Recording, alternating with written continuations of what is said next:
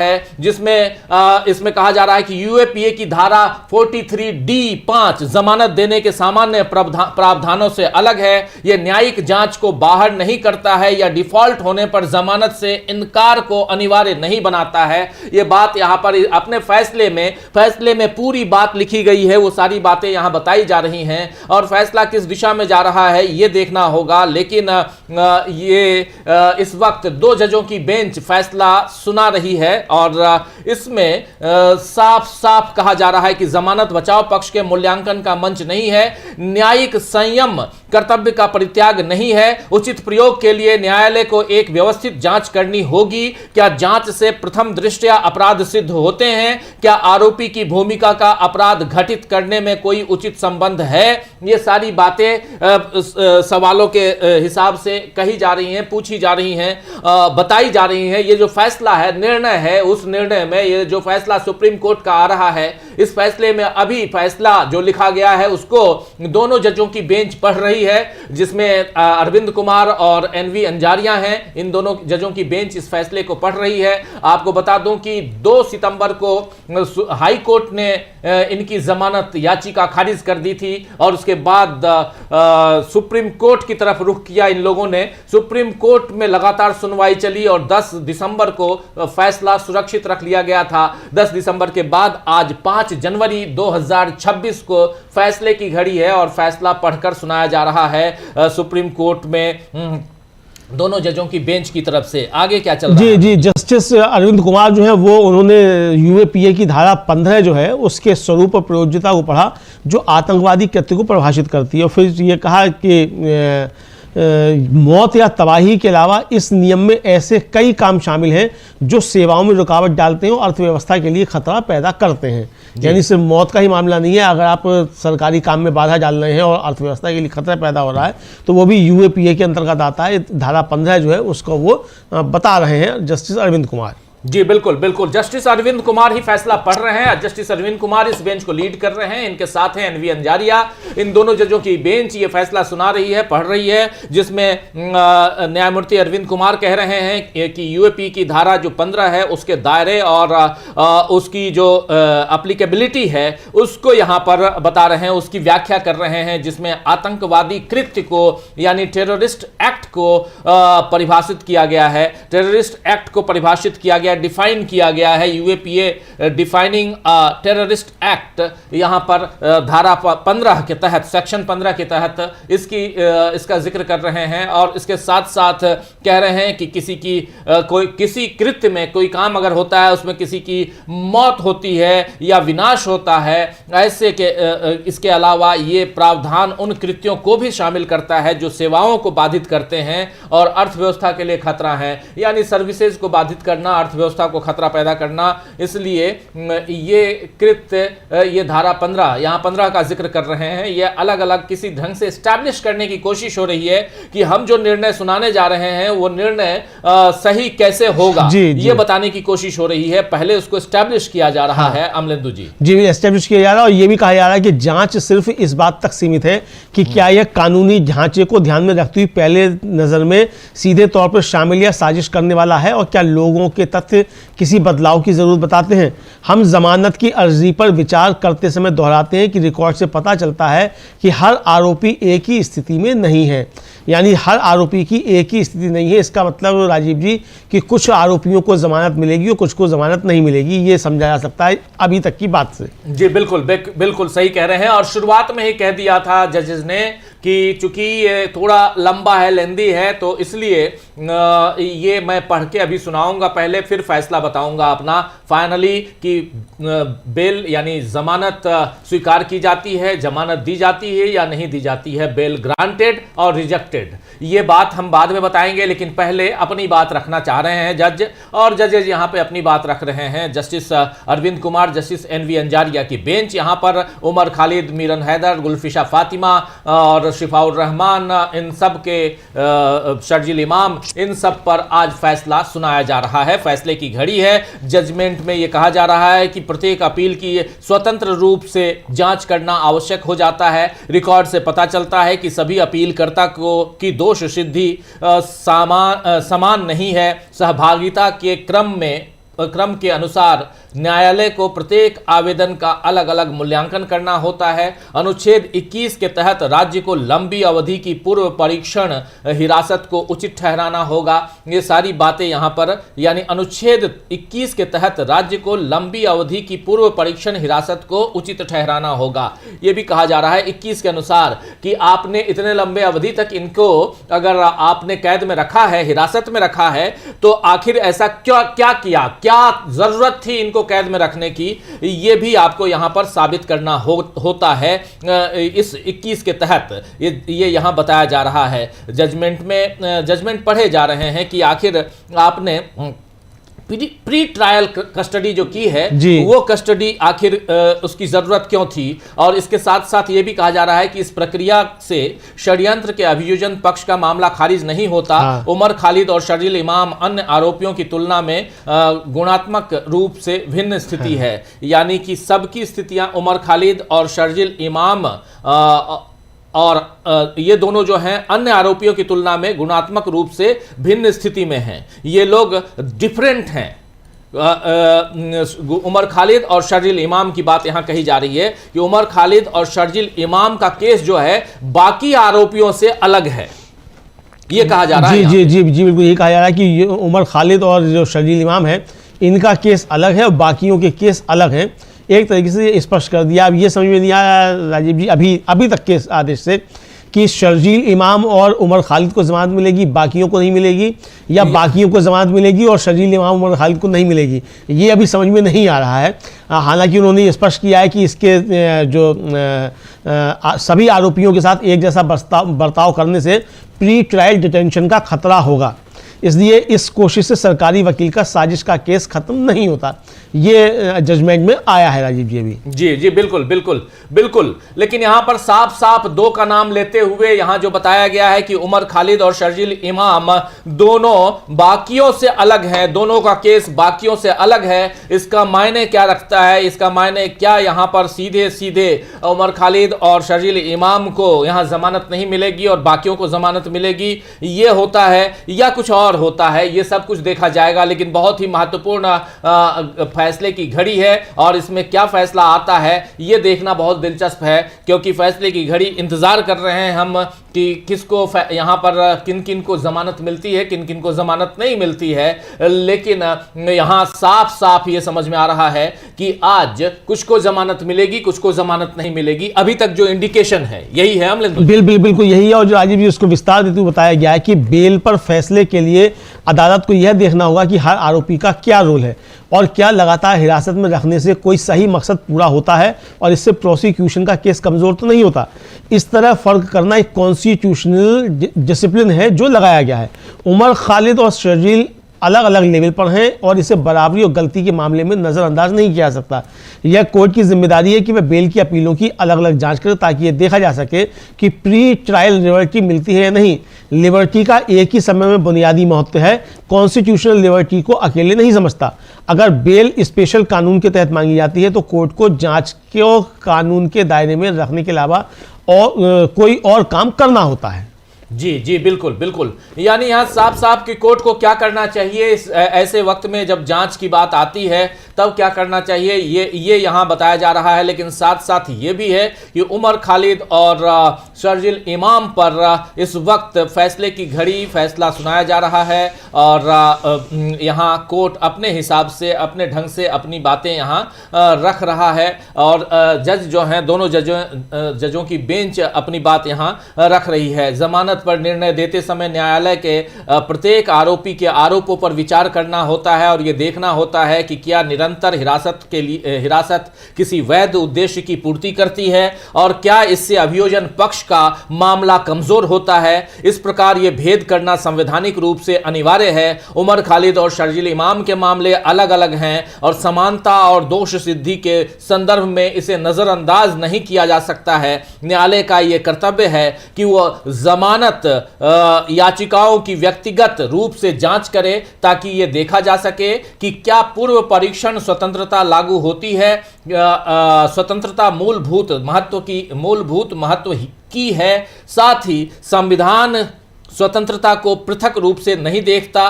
जब जमानत विशेष कानून के तहत मांगी जाती है तो न्यायालय को कानून की सीमाओं तक ही सीमित न रहकर व्यापक जांच करनी होती है। ये सारी बातें यहां कही जा रही हैं, यानी यहां कहीं ना कहीं ये स्टैब्लिश करने की कोशिश की जा रही है कि आज अगर इन लोगों को हम जमानत नहीं देते हैं तो क्या कारण है, किस कारण से हम इन लोगों को जमानत नहीं दे रहे हैं, ये यहां बताने की कोशिश हो रही है अमलेंदु जी। और जी राजीव जी, और शर्जील इमाम और उमर खालिद की शायद याचिकाएं जो है वो खारिज कर दी गई हैं। ये है, अपील करने वाली उमर खालिद और शर्जील इमाम की मुख्य और अहम भूमिका कानूनी रोक लगाती है।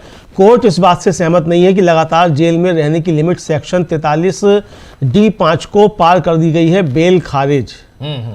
अपीलकर्ताओं उमर खालिद और शर्जील इमाम की मुख्य भूमिका और निर्णायक भूमिका है। वैधानिक प्रतिबंध लागू होता है, इन पे यूएपीए लागू होता है। न्यायालय इस बात से सहमत नहीं है कि कारावास की निरंतर अवधि ने धारा 43D5 का उल्लंघन किया है, इसीलिए इन दोनों की जमानत अस्वीकृत की जाती है। यानी उमर खालिद और शर्जील इमाम अभी जेल में ही रहेंगे और इनकी जमानत खारिज की जाती है। उमर खालिद और शर्जील इमाम की जमानत याचिका को सुप्रीम कोर्ट की दोनों जजों की बेंच ने खारिज कर दिया है। इस वक्त की सबसे बड़ी खबर यह है कि दोनों जजों की बेंच ने अपीलकर्ता उमर खालिद और शर्जील इमाम की याचिकाओं को खारिज कर दिया है। यह इस वक्त की ब्रेकिंग खबर है, आप तक हम पहुंचा रहे हैं और ब्रेकिंग प्लेट भी हम लाते हैं जल्दी से अपने स्क्रीन पे। लेकिन यह साफ है कि यहां उमर खालिद और शर्जील इमाम, इन दोनों की याचिकाएं, जमानत याचिका खारिज कर दी गई है। धारा 43D5 का उल्लंघन यहां कोर्ट ने नहीं माना है। यह साफ यहां दिखाई दे रहा है कि धारा 43D का उल्लंघन यहां कोर्ट ने नहीं माना है और इसलिए इन दोनों की याचिका को यहां खारिज कर दी गई है। यह अभी की सबसे बड़ी खबर आप तक हम पहुंचा रहे हैं, लेकिन अभी खबर और बाकी है। जी, खबर राजीव जी ये है कि आगे फैसले में कहा गया है कि सुरक्षित गवाहों की जांच पूरी होने पर या इस ऑर्डर के 1 साल बाद ये अपील करने वाले जमानत के लिए अर्जी दे सकते हैं। यानी 1 साल तो कम से कम जेल में रहेंगे ही, 1 साल तक जमानत की अर्जी भी नहीं दे सकते, उसके बाद ये अर्जी दे सकते हैं।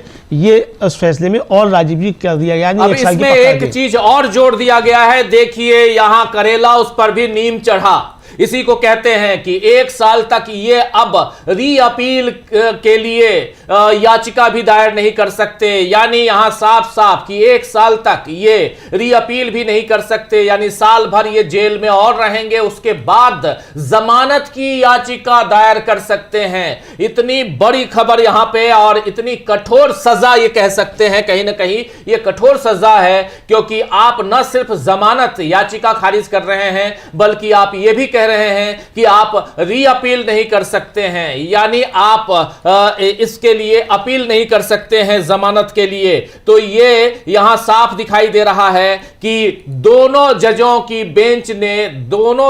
बेंच ने उमर खालिद और शर्जील इमाम की याचिका, जमानत याचिका को खारिज कर दिया। ये साफ दिखाई दे रहा है उमर खालिद और शर्जील इमाम जो हैं वो डिस्क्वालीफाई हो जा रहे हैं।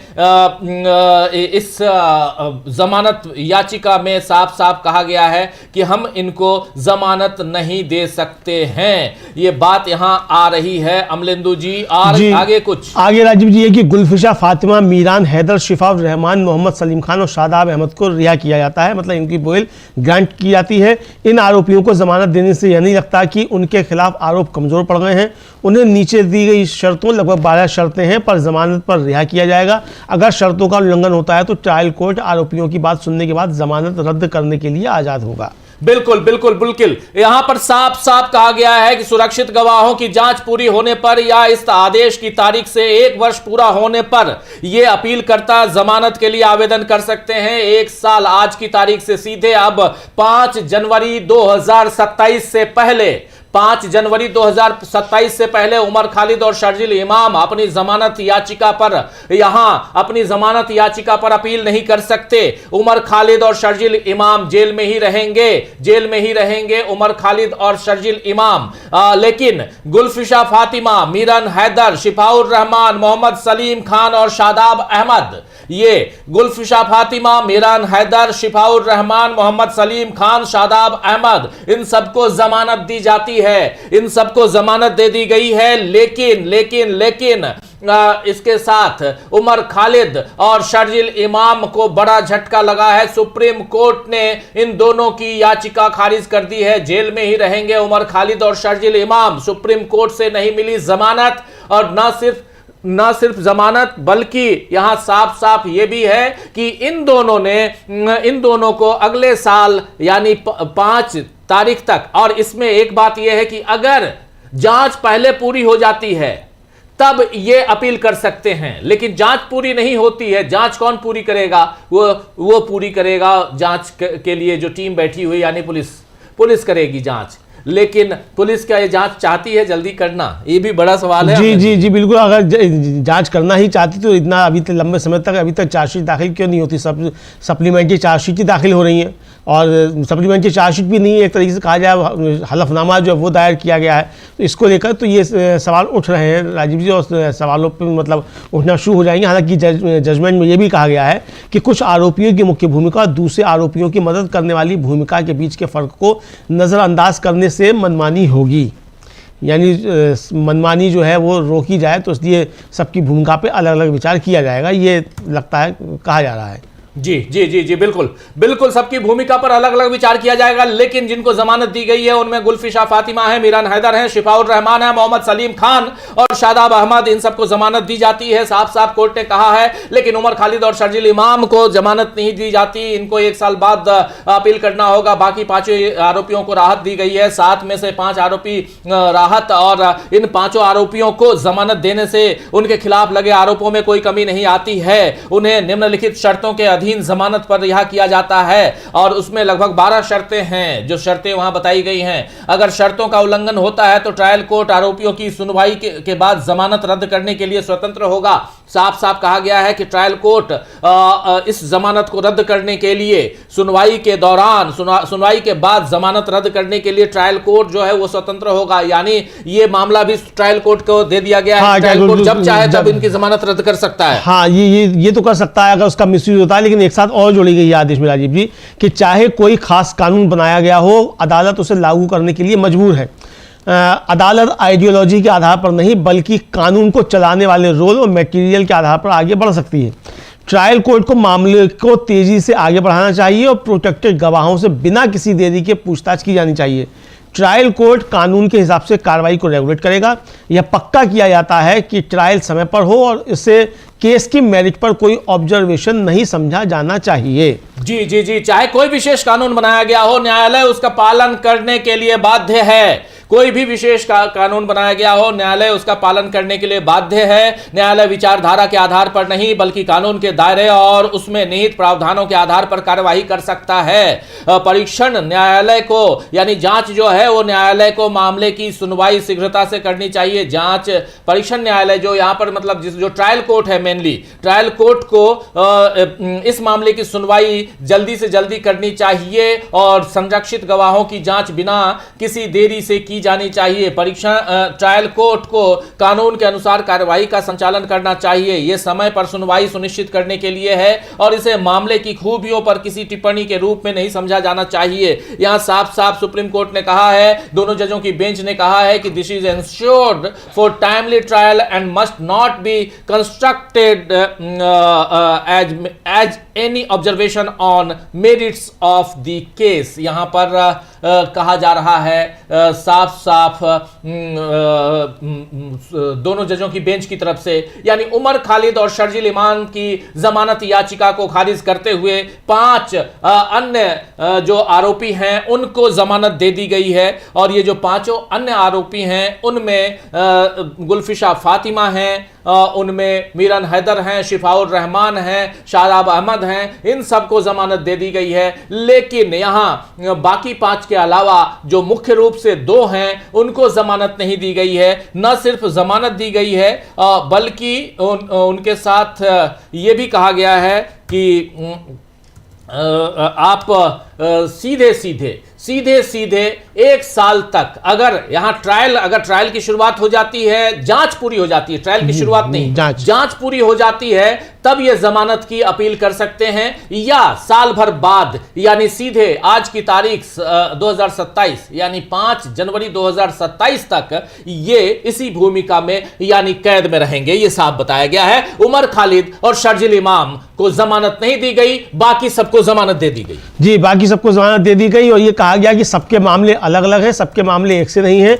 उमर खालिद और शर्जील इमाम जो है इनका मामला अलग है और ये एक तरीके से ये कहा जा सकता है राजीव जी कि अदालत ने मान लिया है कि ये जो है वो व्यवस्था के लिए खतरा है, अर्थव्यवस्था के लिए खतरा है। और ये भी कहा गया है कि जो यूएपीए की धारा 15 है उसमें बम बनाने तक ही आतंकवादी गतिविधि नहीं है, बल्कि अगर आप अर्थव्यवस्था के लिए खतरा हैं तो भी आप यूएपीए के अंतर्गत आतंकवादी कृत्य होता है। यानी इसको और डिफाइन जो है इस अदालत ने कर दिया कि यूएपीए के अंतर्गत आतंकवाद क्या क्या है, चूंकि जो दलील दी गई थी वो यही दी गई थी कि इनके कृत्य जो है वो आतंकवाद की श्रेणी में नहीं आते हैं। यही जो थे याचिकाकर्ताओं के वकीलों की तरफ से राजीव जी दलीलें दी गई। बिल्कुल बिल्कुल, यहां याचिकाकर्ताओं की तरफ से जो दलीलें दी गई थी उसको खारिज करते हुए सुप्रीम कोर्ट ने साफ साफ कहा है कि यह आतंकवादी कृत्य हो ना हो, लेकिन ये प्रशासनिक ढांचा को यहां छिन्न भिन्न करने की कोशिश है, यानी सरकारी कामकाज में बाधा डालना और अर्थव्यवस्था को नुकसान पहुंचाना भी यूएपीए में आता है। अब पता नहीं ये यूएपीए में आता है कि नहीं।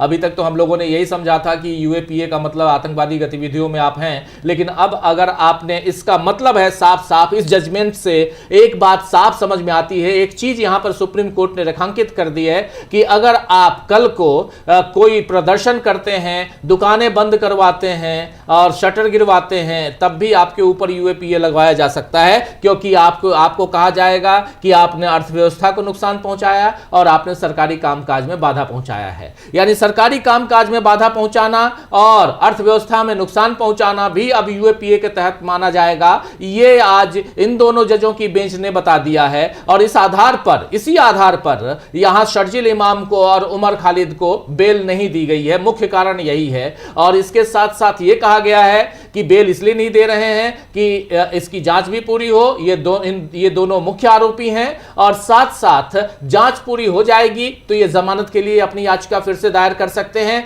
जांच पूरी नहीं होगी तो 1 साल के बाद ही कर सकते हैं, यानी सीधे साल भर इनको जेल में रहना होगा। 1 साल खूब ढेर सारी और किताबें यहां उमर खालिद शर्जिल इमाम को पढ़नी होंगी और जैसे 6 साल बिताए वैसे 7वां साल भी बिताना होगा, ये दिखाई दे रहा है। और क्योंकि जांच कितनी तेज गति से चल रही है वो 6 साल में दिखाई तो दे रहा है, इसलिए यह भी तय मानिए कि जांच। लेकिन दूसरी बात, इन पांचों को जमानत दी गई है, इनके लिए भी एक बहुत ही जो तलवार की धार पर ये बाहर रहेंगे, क्योंकि कभी भी लोअर कोर्ट जो है कभी भी इनकी जमानत खारिज कर सकता है। वो भी यहां कह दिया गया है, साफ साफ बता दिया गया है। सुप्रीम कोर्ट ने ये इस ऑर्डर में लिख दिया है कि लोअर कोर्ट जब चाहे, ये देखते हुए कि ये उसका उल्लंघन कर रहे हैं, जो 12 पॉइंट दिए गए हैं उसका उल्लंघन कर रहे हैं, तो लोअर कोर्ट कभी भी इनकी जमानत खारिज कर सकता है। ये साफ यहां दिखाई दे रहा है। बिल्कुल राजीव, यही साफ दिखाई पड़ रहा है कि सुप्रीम कोर्ट इनकी याचिका जो है वो मतलब उनकी जमानत ट्रायल कोर्ट जो है वो कभी भी खारिज कर सकता है, चूंकि जो जांच एजेंसी है वो जाएगी कि भाई ये तो है उसका उल्लंघन कर रहे हैं शर्तों का, जो 12 शर्तें दी गई हैं, और इनकी जमानत खारिज की जाए तो तुरंत जमानत खारिज कर दी जाएगी। ये राजीव जी समझा जा सकता है। तो अभी तक तो यही लग रहा है कि इसी तरीके का फैसला शायद आया है। बिल्कुल बिल्कुल बिल्कुल, जो फैसला है ये, इस फैसले पर अब बहुत सारी बातें होंगी, लेकिन इतना तय है कि यहां 2 को छोड़कर बाकियों को जमानत तो मिल गई, लेकिन अब यहां सबसे बड़ी बात है कि इन दोनों को जो जमानत दी गई, इन दोनों को जो जमानत नहीं दी गई है उस पर अभी बहुत सारी बातें होना बाकी हैं। होंगी बातें, क्यों नहीं होंगी, और कोर्ट का फैसला और उस फैसले पर बात होती रही है। ये कोर्ट का फैसला है और यहां पर साफ साफ ये भी कहा गया है कि यह उचित समझा जाता है कि निचली अदालत यह सुनिश्चित करने का प्रयास करे कि संरक्षित गवाहों की जांच बिना किसी देरी के आगे बढ़े, मुकदमे को अनावश्यक रूप से लंबा नहीं खींचा जाना चाहिए। निर्णय यहां पर फिर दूसरा है कि मुकदमा जो है वो निरंतरता के साथ आगे बढ़ना चाहिए। हम विद्वान वरिष्ठ वकील और वकीलों की टीम द्वारा दी गई सहायता के लिए आभार व्यक्त करते हैं इन लोगों ने, जो अब learned senior council and the team of lawyers के लिए इन्होंने धन्यवाद कहा। इसके बाद इस चैप्टर को क्लोज किया यहाँ पे, ये साफ साफ, लेकिन यहाँ साफ दिखाई दे रहा है कि कहीं ना कहीं इस मसले पर, ये जो अभी जो जमानत दी गई है, इस मसले पर जिनको जमानत मिली और जिनको जमानत नहीं मिली, इसमें जो फैसला सुनाया गया, इस फैसले पर कई तरह की बातें आएंगी। जमानत मिली लेकिन शर्तें जो थोपी गई उस पर भी, जमानत नहीं मिली और वहां जो शर्तें थोपी गई उस पर भी। लेकिन बड़ा झटका है यहां उमर खालिद और शर्जील इमाम को। ऐसे भी यह माना जा रहा था कि पता नहीं यहां जमानत यहां भी मिलेगी कि नहीं मिलेगी, जिस ढंग से इन लोगों के साथ चल रहा है। आपने देखा कि न्यूयॉर्क के जो नवनिर्वाचित जो मेयर हैं जुरहान ममदानी, उनके साथ 8 सांसदों ने, अमेरिका के 8 सांसदों ने चिट्ठी लिखी थी कि आप मानवाधिकार का हनन मत कीजिए, इन लोगों को इतने साल से जेल में रखे हुए हैं, इस पर फैसला सुनाइए।